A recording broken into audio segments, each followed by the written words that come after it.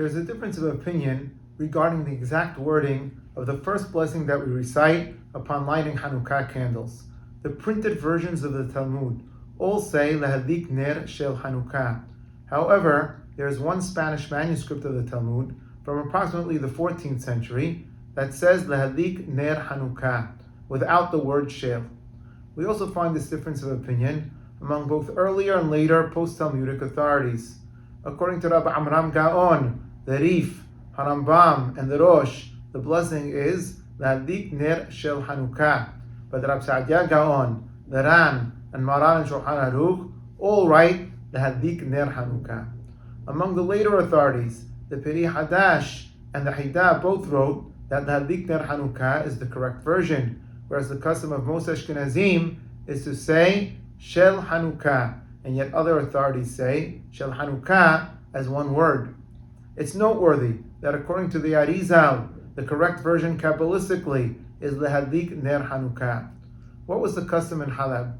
Mahzor Aram Sobah, which was printed in 1527 for the Mustarabi community, the Middle Eastern Jews who were already living in Halab for centuries prior to the arrival of Jews from Spain after the expulsion in 1492, has Lehadik Ner Shel Hanukkah. Even the popular 19th century Sidur, Bet Obed, has the word Shel in parentheses.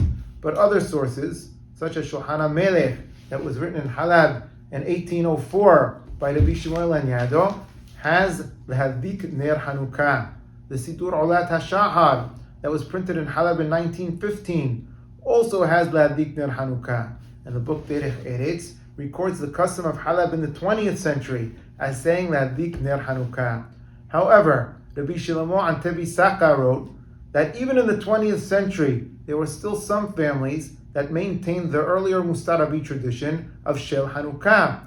And in fact, Hakam Yosef Abadi Shayo, who was born in Halab in 1893, was quoted as having said that in Halab, some added the word Shel to the first blessing, but according to the Kabbalah, it should not be said.